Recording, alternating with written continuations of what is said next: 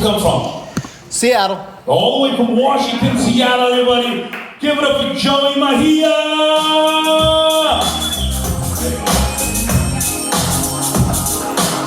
Thank you, Ragu. I love saying your name. I will say it a lot in the future.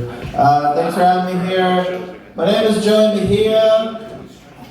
I grew up in Maine, which a lot of people, when I tell them that, they're like, ooh, Maine, like, is that, like, are they pretty racist there? And it's actually not, it's pretty blue state. It's a state so woke that you cannot perform a hard R. Because in Maine, you drive a... Everyone is soft in Maine. You cannot get an erection in Maine. That's what she heard. A hard R, because in Maine you drive a cat, you eat lobster in Maine, and my mother was at it. She's like, you're gonna get the accent, and I'm like, no, you already told me what an R is. But anyway, that's just a little about me growing up in Maine. So thank you, San Diego. It's awesome to be here. As soon as I got here, it was fun. I did a mic, and outside the mic, there was a group of people talking. I stood there just, blankly, and one of the cocaine-fueled guys, looks at me and he's like, oh, you, this guy, my mother would totally fuck you. And I was like, thank you. I've extended my Bumble age range, but that was my introduction to San Diego. Some dude really wanted to let me know that I'm his mother's type. Alright, anyway. I think it's a weird world. Life is weird. I think that's something we can easily agree and sync on. I think it's weird that The Rock is mostly made of water. Like, that feels like proof of the simulation to me. The Rock, Dwayne Johnson, is mostly H2O. And just so it's not only a dumb joke, US.gov says you are 55% water if you're a female, 60% water if you are a male. I get that it mostly looks like fat speaking, but this is 60% water communicating to y'all right now. 78% water if you're a baby. Any babies here? Nobody. Ragu the baby. The bar did a bad job checking IDs. And yeah, this is just water percentages from the US.gov. This is the weird one. US.gov says if you are non-binary, you do not retain water. 0% on the website, so fix that, US.gov. Cool. More Dwayne Johnson stuff. Do we have anyone that's a wrestling fan here? Okay, cool. It's hard to admit publicly, I get it. But I like the stories. I like Dwayne Johnson as an individual. But if you happen to catch Dwayne Johnson in Compton or Stockton, could you consider that a rock and a hard place? Yeah. Thank you. Hell yeah. What else about Dwayne? Do I have another thought about Dwayne? Oh yeah, he updated his catchphrase recently. I don't know if you heard. Dwayne Johnson updated his catchphrase a couple years ago. It's, if you can smell what The Rock is cooking, you probably don't have COVID. It's the symptom thing. Cool. I think that's enough of Dwayne. Again, I'm a wrestling fan a little bit, but I got other things to say. I have been gaining weight on purpose, which makes people uncomfortable immediately. One of my friends saw me and was like, Joey, you're a house. What is happening? And I do have a crippling food addiction. That's one of the many reasons I'm gaining weight on purpose. But you learn some things when you gain weight on purpose. Again, I gained 60 pounds within a year. That's a lot.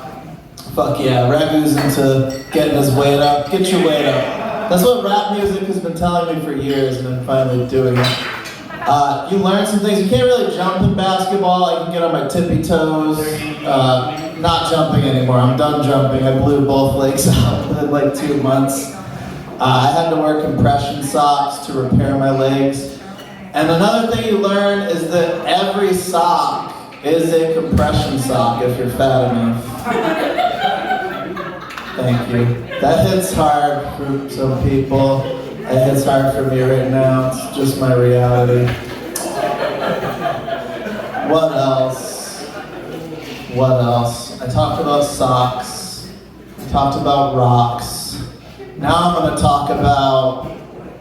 No, I didn't. I just wanted to put a word in your head. Hard. I did technically talk about cocks as well, because you heard hard-ons instead of hard-on.